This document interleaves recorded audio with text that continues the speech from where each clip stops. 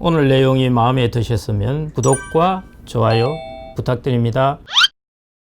안녕하세요. 투자살롱 김경록입니다.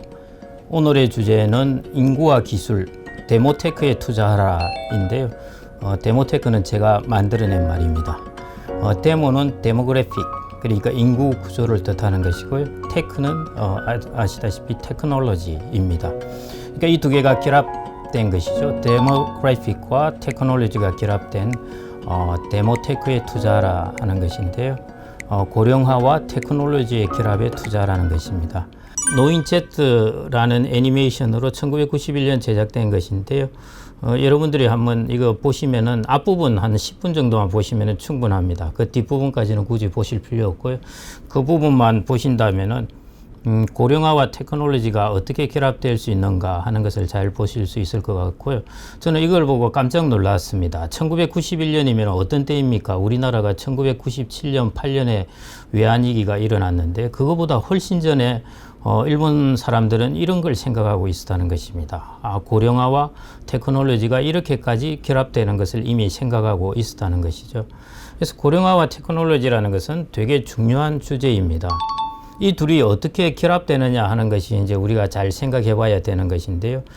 마크 레이버트라고 보스턴 다이내믹스 창업자가 있습니다. 보스턴 다이내믹스라 하면은 휴머노이드 로봇을 만드는 것이거든요. 휴머노이드 로봇이라는 것은 이제 사람처럼 이렇게 막 뛰어다니고 뭐 그런 것들이 이제 휴머노이드 로봇입니다. 소프트뱅크의 이제 손정희 회장이 이 회사를 인수했죠. 그래서 되게 유명한 회사인데요. 보스턴 다이내믹스 창립자인 마크 레이버트이 이제 이런 이야기를 했습니다. 로봇은 장기적으로 노년층 및 장애인을 대상으로 가능성을 찾아야 한다는 것입니다. 그러니까 우리가 테크놀로지라는 것이 공급이라는 것, 제품을 만드는 것이라면은 이거의 수요층을 어디서 찾아야 되냐 하면은 핸디캡을 가진 사람들에서 찾아야 한다는 것입니다. 핸디캡을 가장 많이 가진 사람들이 누구냐 하면은 결국 고령자들입니다. 노인이 되면은 이러나 저러나 이제 무릎도 불편해지고 관절도 약해지고 귀도 잘 안 들리고 잘 안 보이고 뭐 그렇습니다. 여러 가지 불편한 핸디캡 증상들이 나타나게 되는 것이죠. 그래서 하이 테크놀로지는 이 사람들을 수요처로 찾아야 한다 하는 것이 이제 마크 레이버시 이야기를 한 것인데요. 제가 이 이야기를 듣고 이제 깊은 이제 그 임프레션을 좀 받았습니다. 실제로 한번 보시죠. 우리가 만들어지고 있는 게 최근에 이제 우리나라에서 보면은 웨어러블 슛이라는 거 있죠. LG에서도 만들기도 했지만은 우리가 좀 몸이 불편한 사람들이 이제 입는 로봇입니다. 입는 로봇을 입고 이제 그 자기의 장애를 훨씬 완화시켜 주는 것들입니다. 그리고 뭐 인텔리전트 약병이란 것도 이미 많이 나와 있죠. 이제 약 먹을 시간에 삐삐삐삐 알려준다든지 뭐 약 드세요라고 뭐 음성으로 알려준다든지 이제 그런 것인데요. 그런 것뿐만 아니라 이제 일본에서는 로베어라고 있는데 이것은 뭐냐면은 우리가 케어를 할 때 고령자들이 정말 무겁습니다. 그러니까 이게 케어를 하는 사람들이 이거 몇 번에 이제 옮기고 하면은 지쳐버리거든요. 그걸 이제 대신해주는 로봇을 이제 만든 것이 그 이름이 로베어입니다. 근데 이제 약한 고령자들을 이렇게 이동시키고 하려면은 로봇이 얼마나 부드러워야 하겠습니까? 그런 이제 기술들을 이제 탑재했다는 것이죠. 그래서 제가 말씀드리고 싶은 것은 우리가 4차 산업혁명 하는데 4차 산업혁명의 수요처 혹은 4차 산업혁명의 전진기지는 바로 이 고령층에 있다는 것입니다. 바로 데모그래피, 인구에 있다는 것이죠. 일본은 이걸 이미 시작했는데요. 제가 한번 예를 들어 보겠습니다. 우리가 소니사가 이제 사실은 워크맨을 만들었었죠. 워크맨을 만들고 그 다음에 이제 후속이 없고 해서 좀 소니사가 좀 어렵게 되었는데요. 근데 가만 보면은 소니사는 자산 버블이 붕괴되던 1993년에 뭘 만들었냐면은 애완용 로봇개를 만드는 프로젝트를 그때부터 시작합니다. 아까 노인제트라는 애니메이션이 1991년에 제작되었다고 그랬지 않습니까? 93년에 소니사가 로봇겟 프로젝트를 시작하는 것이죠. 그리고 99년 5월에 마침내 아이보라는 로봇개를 처음 선보입니다. 근데 이때만 하더라도 이건 그냥 장난감이에요. 장난감처럼 해서 약간 움직이고 이 정도였습니다. 그 다음에 이제 2003년까지 연이어서 계속 이제 새로운 모델을 출시하게 됩니다. 근데 2006년에 이제 생산을 중단합니다. 그리고 이제 소니는 10년 이상 잠잠하게 잡류의 세월을 보냅니다. 그러니까 마치 물이 저 지하로 흐르듯이 겉으로는 표시나지 않지만은 뭔가 잡류의 세월을 보내다가 2017년에 마침내 아이보라는 개로봇에 인공지능을 탑재해서 모델을 선보입니다. 그래서 인기가 그때부터 폭발이죠. 그 전에 만들던 로봇계에서 인공지능이라는 게 생겨나면서 장난감 로봇계에다가 인공지능이 딱 결합이 되니까 이게 아주 향후 고령층의 훌륭한 제품이 되게 된 것입니다. 그래서 이제 이후 아이보는 바로 빅데이터 기술하고 그 다음에 사물 인터넷 그런 기술, 인공지능 등의 발전과 함께 지금도 이제 진화를 거듭하고 있습니다. 가격이 작년인가 뭐 그 정도에 한 150만 원 정도였습니다. 국내에서는 이제 살 수는 없는데 일본에서는 이 부분이 이제 주문이 밀려서 되게 인기가 좋다고 그럽니다. 근데 소니가 로봇계 프로젝트를 시작할 즈음에 일본의 산업기술총합연구소라고 있는데요. 거기서는 어떤 프로젝트를 시작했냐면은 아기 하프 물범이라고 있습니다. 되게 귀엽고 이쁘게 생긴 그 물범이 있는데요. 물개라고 할 수도 있고 뭐 물범이라고 하기도 하는데 그 모양의 로봇 개발을 시작했습니다. 그래서 10여 년 동안의 연구 개발 끝에 2004년에 애완용과 치료를 겸하는 로봇. 아까 아이보 같은 경우는 애완용이었다면은 여기에 치료까지 겸하는 로봇. 우리가 언제 세라피 로봇이라고 그러죠. 그 로봇인 언제 8호를 내놓습니다. 그때가 일본이 초고령 사회에 진입하기 2년 전이었습니다. 이걸 그러면 어떤 목적으로 개발했느냐? 아이보하고는 조금 다르죠. 이걸 바로 치매 환자 치료 목적으로 개발했습니다. 근데 이게 우울증이나 인지장애 그리고 발달장애를 가진 사람들의 증상을 완화해주고 말기 환자를 돌보는 데도 상당히 유익한 것으로 드러났습니다. 여러분들이 파로라고 PARO라고 유튜브나 여기서 치보시면은 동영상이 나옵니다. 동영상이 나오면은 여러 나라의 요양원에서 이게 파로 로봇을 가지고 이렇게 막 쓰다듬고 하는 노인들을 볼 수가 있습니다. 정말 이게 참 이쁘게 생겼는데요. 그러니까 이걸 보고 사람들이 이제 우울증도 완화되고 그러는 것이죠. 근데 이게 무서운 점이 뭐냐면은 이게 단순히 애완용 로봇이 아니라는 것입니다. 그래서 파로는 미국 식품의약품 우리가 FDA라고 그러죠. FDA로부터 2009년에 신경치료용 의료기기 승인을 받았습니다. 그래서 그게 기네스북에 등재되게 되었고요. 로봇이 이제 그 승인을 받았으니까요. 2017년에는 영국 브라이튼 대학에서 치매 환자 대상으로 실험을 했는데 그 결과 불안과 기억상실 완화에 도움이 된다는 것을 확인했고요. 2018년에는 미국 의료보험 메디케어의 적용 대상이 되었습니다. 지금도 세계 30여 개국의 병원과 요양시설에서 이게 파로가 한 5천 개 정도가 보급되어 가지고 치료 관련 글로벌 데이터를 계속 축적하면서 진화하고 있습니다. 이 데이터들을 이제 계속 축적하는 거죠. 사람들이 이제 이걸 어떻게 했을 때, 파로가 어떤 표정을 지었을 때, 어떤 소리를 냈을 때 사람들이 어떻게 반응하더라. 그리고 어떤 환자들이 어떤 개선이 되더라, 치료 효과가 있더라 하는 데이터를 이제 계속 축적해 가고 있습니다. 그러니까 대단히 무섭죠. 전 이걸 보면서 정말 이 친구들은 벌써 이게 2018년에 메디케어 적용 대상이 되기까지 하고 지금 데이터를 계속 모으고 있으니까 우리가 뒤에 출발한다 하더라도 이 친구들은 이미 한 4, 5년 우리보다 앞서서 데이터를 모은 것이기 때문에요. 훨씬 나중에 훌륭한 치료용 로봇을 만들어낼 수 있게 됩니다. 이런 것들이 이제 이미 진행되고 있다는 것이죠. 우리보다 고령 사회가 한 20년 정도 빠른 일본에서는 이걸 많이 생각을 했겠죠. 그래서 일본에서는 이미 90년 초부터 이런 걸 좀 만들어 보자 하는 것이 진행돼서 지금 많이 이제 성숙한 단계이고요. 중국도 마찬가지입니다. 중국도 중국 사회가 고령 사회에 접어들 것을 이미 충분히 알고 있습니다. 그래서 중국 정부도 이미 오래전부터 바이오라든지 이런 부분에 있어서 이제 많은 투자를 하고 있는 이유가 바로 여기에 있거든요. 자, 그래서 제가 여기 주목하는 것은 바로 이것입니다. 우리가 어떤 제품에 있어서는 공급과 수요, 이 양측이 다 활발해야 됩니다. 공급이 활발해야 된다는 것은 질 좋은 제품이 싼 가격에 공급이 되어야 됩니다. 다양한 제품들이. 아무리 사람들이 그걸 수요하는 사람들이 있다고 그러더라도 제품 가격이 아주 비싸면은 그거는 별로 팔리지가 않습니다. 그리고 제품의 퀄리티가 낮다고 해도 잘 안 팔리는 것이죠.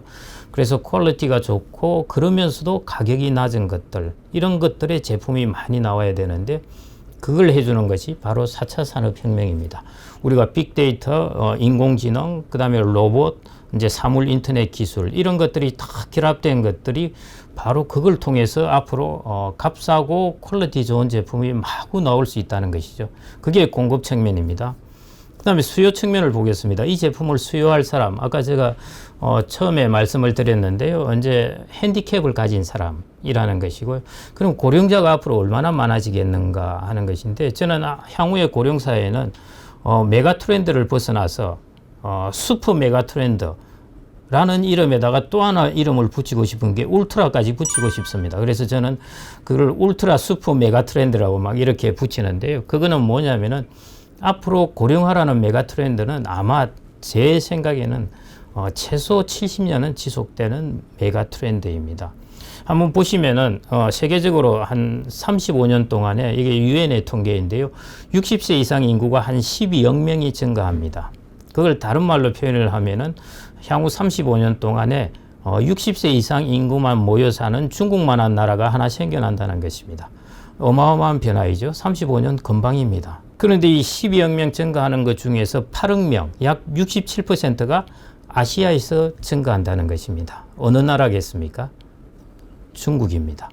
그 다음에 이제 인도네시아, 베트남, 이런 것들이 이제 계속 연이어서 증가하게 되는데요. 우리나라보다 한 7년 정도 중국의 고령화가 대략 이제 늦게 진행되는데, 우리 다음에 이제 중국이 어마어마한 이제 고령자 숫자가 증가하게 되는 것이죠.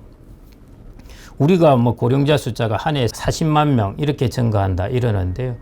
중국은 대충 한 해 한 630만 명 증가하고 이렇습니다. 대략 우리나라보다 15배 이상 이렇게 많이 증가하니까요. 중국의 고령 인구라는 것은, 고령 인구 증가라는 것은 아주 향후 그 부분에서 펼쳐질 부분은 무궁무진합니다. 중국이 만일 지금 중국이 1인당 소득이 이제 $10,000를 넘었거든요. 중국의 1인당 소득이 한 $2,000, $3,000에서 저런 고령화가 되었다면은 사실은 그 제품을 수요할 만한 계층이 별로 없습니다. 근데 중국은 1인당 소득이 $10,000를 넘은 것입니다. 14억 인구가 평균 1인당 소득이 $10,000라 그러면은 그 중에 상당수의 인구는 1인당 소득이 $30,000 이런 넘는 계층도 많을 수 있기 때문에 충분히 고령 제품을 수요할 사람들이 아주 많이 생겨나는 것입니다. 그러면은 자, 어떻습니까? 한번 보시죠. 공급 측면에서도 우리가 4차 산업혁명이라는 테크놀로지 레볼루션, 기술혁명, 이런 것 때문에 어마어마한 메가 트렌드입니다. 우리가 산업혁명도 하나의 메가 트렌드였지만은 지금 기술혁명도 큰 공급의 메가 트렌드입니다. 또 하나가 고령화라는 인구구조의 변화라는 이것 또한 울트라 슈퍼 메가 트렌드입니다. 이게 마치 수요와 공급의 가위처럼 이렇게 딱 교차를 한다는 것입니다. 하나가 강하고 하나가 약하면은 이 가위는 아무리 잘라봐야 잘 안 잘립니다. 가위는 두 개가 다 똑같이 강해야, 예리해야 잘 잘리거든요. 근데 지금 묘하게 두 개가 다 강할 뿐만 아니라 이 추세가 아주 오랫동안 지속될 수 있는 것입니다. 그러니까 우리가 아주 크고 예리한 가위 같은 것이 이제 만들어졌다는 것입니다. 그걸 달리 표현을 하자면은 저는 이런 표현을 많이 말씀을 드리는데요. 우리가 어장은 어떤 곳에 형성이 많이 되냐면은 한류와 난류가 겹치는 곳, 이런 곳에 물고기가 버글버글합니다. 여기가 이제 좋은 어장이죠.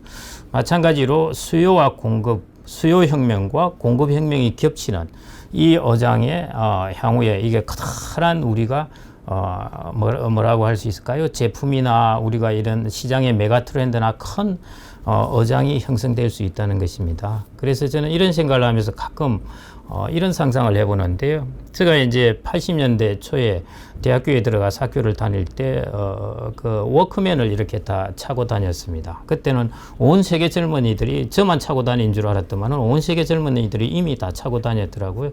그때 워크맨 차고 이만큼 큰 건전지라고 그랬죠. 건전지 옆에 차고 뭐 이러면서 쌍권총 차듯이 주렁주렁 차고 이제 이렇게 다녔었는데요. 그 베이비 부모들이 지금 바로 은퇴를 했고요. 미국의 베이비 부모들은 우리보다 더 빠르고 그러니까 미국의 베이비 부모들은 일본의 베이비 부모들은 70대, 미국의 베이비 부모들도 60대 후반 70대, 우리나라 베이비 부모들은 50대 60대 이랬습니다. 이제 이 베이비 부모들이 워크맨을 차고 다니던 베이비 부모들이 이제 다 고령자가 된 것이죠. 저는 이 고령자들이 향후에 워크맨이 아니라 8호를 하나씩 들고 있을까 이게 좀 걱정입니다. 왜냐하면은 그 8호를 우리가 만들어야 되는 것이니까요. 우리도 이제 많이 만들어 가겠죠. 근데 투자를 하는 사람들은 바로 이런 베이비 부모들이 향후 고령자가 되고 나서 손에 뭘 하나씩 들고 있을까 이런 걸 상상을 해봐야 된다는 것입니다. 그게 바로 이제 고령사회와 테크놀로지가 결합된 그런 제품을 이제 만드는 곳이죠. 앞으로 무엇에 투자를 해야 될까?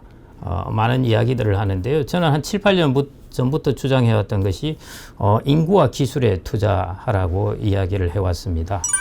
그래서 인구라는 것은 이제 고령화에 해당되는 것이고요. 기술은 지금 이루어지고 있는 이제 4차 산업혁명입니다. 그래서 두 메가 트렌드인 데모그래픽하고 테크놀로지인 데모테크에 투자하라 이렇게 말씀을 드리고 싶고요. 그럼 뭐 섹터로 어떤 걸 볼 수 있느냐? 제일 대표적인 것이 이제 바이오인 것이죠. 그래서 얼마 전에 워렌 버핏이 이제 자기의 투자 부분을 트렌드를 바꾸어서 지금 미국의 제약회사들에 이제 투자를 했지 않습니까? 이제 그런 부분 바이오. 그다음 게임도 있습니다. 우리가 게임이라고 하니까 젊은 사람이 한다고 생각을 해요. 그래서 지금 우리가 코로나19가 지나고 나서 다시 오프라인 대면 시대가 오면은 게임도 약해질 거라고 생각하는데요. 이걸 조금 다르게 볼 수가 있습니다. 게임이라는 것은 가상현실입니다.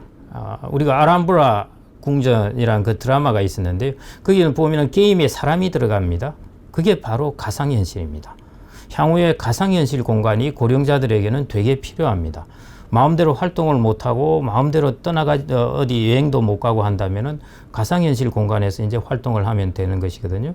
저는 향후 이런 생각도 해보는데 우리가 미국에 어학연수 갈 필요 없이 뉴욕에 가상현실 공간을 만들어 놓고 거기 나를 집어넣어서 내가 돌아다니면은 그게 미국에서의 어학연수입니다. 그런 것들도 할 수 있는 이제 기반이 되는 것이 사실은 게임입니다. 게임이 만들어 놓은 것은 철저하게 가상현실 공간이고요. 그 안에 내가 들어가서 정말 현실감 있게 느끼면은 그게 가상현실이 되게 됩니다.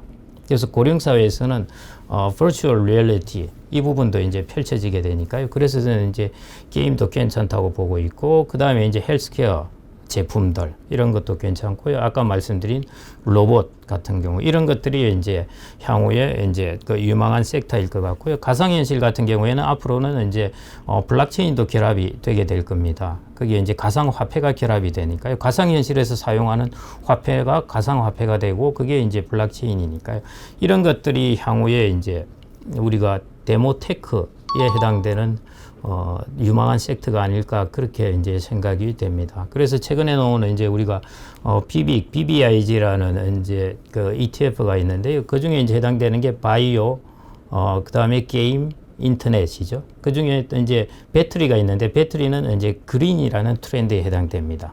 그래서 고령화와 기술은 아니지만은 이제 배터리는 그린이라는 메가 트렌드에 해당되는 것이기 때문에 BBIG라는 것은 고령화 기술 그린 여기에 투자를 하는 그 ETF라고 보시면 될 것 같고요. 제가 오늘 말씀드린 것은 이제 인구와 기술 이 메가 트렌드만 이제 좀 말씀드린 거고 이건 향후에 아주 오랫동안 펼쳐질 것이라고 보아집니다. 그래서 오늘의 결론 향후에 우리가 투자할 때 인구와 기술 두 메가 트렌드인 데모테크에 투자하십시오. 감사합니다.